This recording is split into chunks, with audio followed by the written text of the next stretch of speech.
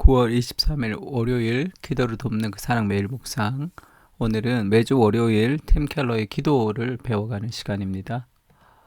오늘은 기도의 5번째 파트, 이렇게 기도하라. 구체적인 기도를 이제 어떻게 하는지에 대해서 얘기하는데, 오늘 12장 감사와 찬양이 먼저다 라는 제목입니다. 부제는 기도하려면 먼저 하나님을 충분히 생각하라 라는 부제가 붙었고요. 팀켈러는 하나님께 드리는 기도는 3가지가 있다 이렇게 얘기합니다. 그러니까 그 위를 향한 기도가 있죠. 그러니까 upward, 그러니까 위를 향해서, 그건 하나님을 향해서 기도하는 겁니다. 간구하는 거죠. 하나님을 향한 그런 관계성을 가진 기도. 그 다음에 inward, 그래서 자기 안에, 자기 안으로 이제 향하는 기도. 자기 성찰과 고백으로 하는 기도. 그 다음에 outward, 그러니까 세상으로, 밖으로 향하는 기도. 그러니까 기도의 3가지, 하나님과 그리고 자기 자신 고백하고 그리고 세상을 향해서 기도하는 3가지 방향의 기도가 있다 이렇게 얘기합니다. 그리고 이렇게 기도의 틀들을 조금 만들어 놓는 것도 좋습니다. 그래서 그 기도의 첫 단추, 시작을 어떻게 해야 되냐면 찬양으로 시작하라는 거예요. 주기도문에도 하나님을 찬양으로 그렇게 기도가 시작이 되고 있죠. 그래서 이러할 양식을 구하기 전에 먼저 나의 간구를 막 하나님에게 이거 해주세요, 저거 해주세요 간구하기 전에 하나님을 향한 찬양이 이제 먼저 등장합니다.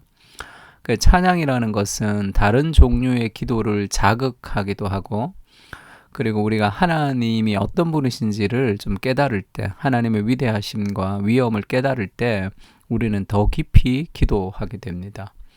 그리고 정말 내가 주님을 떠나서 살 수 없구나라는 걸 깨달을 때도 그분에게 아뢰고 그분과 대화하고 그분과 교제하고 그렇게 하겠죠. 그래서 찬양과 경배는 하나님과 올바르게 교통하는데 꼭 필요한 전제 조건이며 다른 종류의 기도를 이끌어내는 자극제다. 그래서 기도를 시작할 때 하나님을 찬양하는 것이 좋습니다. 찬양하려면 하나님이 우리에게 베풀어 주신 그 은혜를 기억하는 게 필요하겠죠. 복음을 기억하는 거. 하나님이 먼저 베풀어 주신 은혜를 기억하면서 찬양하는 것이 기도의 시작이다. 그렇게 얘기합니다. 그리고 찬양의 건강학이라고 얘기하면서 찬양이라는 것은 해로운 부분들을 바로잡고 영적으로 건강한 내면을 갖게 한다는 거죠. 그러니까 C.S. 루이스는 이제 하나님을 찬양하라, 하나님을 찬양하라라는 이 시편을 읽을 때 그 마음에 안 들었다는 거예요. 뭐 사랑을 고백해, 나 사랑해, 나 사랑해 막 물으면서 사랑을 고백해 달라고 얘기하는 그런 철없는 그런 여자친구 같은 느낌도 들고, 그리고 나를 찬양해라, 나를 찬양해라 하는 그런 독재자 그런 느낌이 든다는 거예요. 그러니까 하나님 정도 되면 뭐 나를 찬양해라, 나를 찬양해라 이런 얘기 안 해도 될 텐데 그냥 왜 그렇게 뭔가 부족한 것처럼 자기를 찬양하라고 자꾸 요구를 하실까? 그래서 무언가 독재자처럼 느껴지기도 하고 그랬다는 거예요. C.S. 루이스가 처음에는. 근데 이제 나중에 깨달았던 것이 어떤 아름다운 자연과 아름다운 경치와 아름다운 그림과 음악을 보고 우리가 이야 아름답다 이렇게 감탄하고 사진을 찍고 박수를 치고 앙코르를 하고, 그리고 정말 내가 사랑하는 사람이 나타났을 때 너무 아름답습니다 그렇게 고백하는 것이 정상이라는 거죠. 그 아름다움의 실제를 아름답게 보는 것이 가장 정상적인 삶의 반응이라는 거예요. 정말로 아름다운 음악을 들었는데 가만히 있어, 박수도 안 쳐. 그러면 그게 뭔가 정서적으로 병들었기 때문이지 우리가 그 사람이 참 건강하다 이렇게 얘기하지 않죠. 정말로 아름다운 자기가 사랑하는 그런 대상을 만났는데 아름답다고 얘기를 하질 않아요. 그러면 뭐 누가 머리만 해도 이 머리 했다는 거 알아봐 주는 것도 그것이 관심이고 사랑이라는데 그렇게 하는 것이 그게 문제가 있는 거죠. 그래서 하나님을 찬양하라라고 할 때 그 찬양한다는 것은 그저 깨어있다는 현실 세계를 제대로 인식하고 있다는 사실을 보여주는 반증일 뿐이다. 그게 무슨 얘기예요? 아름다운 것을 아름답다고 고백하는 것이 정상이에요. 그것이. 그래서 하나님을 찬양하라 하는 것이 인간으로서 가져야 되는 가장 정상적이고 마땅한 것이구나 라는 걸 알았습니다. 그러니까 그리고 하나님을 대상으로 해서 우리가 찬양을 하든지 아니면 다른 대상을 향해서 찬양을 하든지 모든 인간의 찬양은 나 자신으로부터 훌쩍 벗어나게 한다는 거죠. 그게 쉼입니다. 안식이 뭐라 그랬죠? 안식은 자신으로부터 벗어나는 거예요. 그러니까 하나님을 예배하고 하나님을 묵상하고 하나님의 은혜를 기억할 때 우리 자신으로부터 벗어나는 경험, 그것이 진정한 쉼이죠. 우리가 예배를 드리면서 삶에서 회복되는 그런 이유가 뭡니까? 찬양을 하잖아요.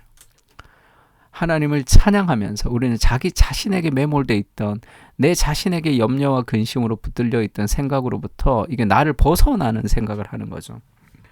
그때 진정한 안식과 쉼을 누릴 수 있습니다. 내 근심과 걱정으로 벗어나는 거죠. 그러니까 무언가 마음을 빼앗기면 우리가 그것에 대해서 말하지 않을 수 없잖아요. 맛있는 음식만 먹어도 계속 그 식당 좋다고 얘기하니까. 그래서 찬양을 배우면 삶이 달라집니다. 원래 겸손하고 균형이 잘 잡힌 내면에 그런 사람들을 만나면 주로 다른 사람을 칭찬하고 찬양하죠. 매사에 짜증을 내고 순응할 줄 모르고 불평, 불만으로 일삼는 사람들의 마음속에 찬양이 막 넘치는 거 봤습니까? 그런 사람들은 찬양할 줄 몰라요. 그러니까 결국 찬양한다는 것은 내 자신의 내면이 얼마나 건강한지를 보여줄 수 있는 그런 지표가 되는 것이기도 하죠. 그래서 하나님을 찬양하는 것은 신앙생활에서 굉장히 중요합니다. 기도할 때 단순히 간구하지 말고 그 전에 먼저 찬양해 보십시오. 찬양을 한다는 것은 결국 내용이 있다는 거죠. 그냥 밑도 끝도 없이 찬양하는 게 아니잖아요. 오늘 시편 113편을 통해서 한번 기도할 텐데 여호와를 찬양하라, 여호와를 찬송할지어다 그렇게 얘기하잖아요. 그러면 하나님을 찬양할 때 앞에 무슨 설명이 나오잖아요.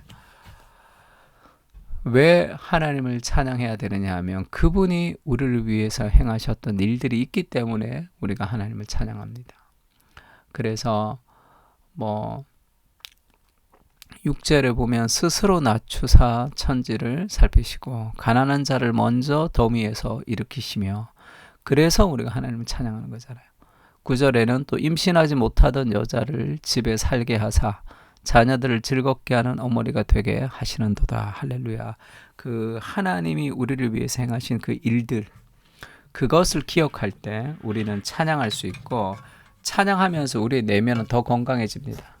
그래서 의도적으로 막 찬양을 찾는다기보다 하나님이 먼저 우리에게 베풀어 주신 은혜들을 좀 기억할 때 자연스럽게 찬양하게 되겠죠. 그래서 우리 시편 113편을 가지고 우리가 함께 하나님을 찬양하는 연습들을 좀 할 수 있으면 좋을 것 같습니다. 같이 기도하시겠습니다.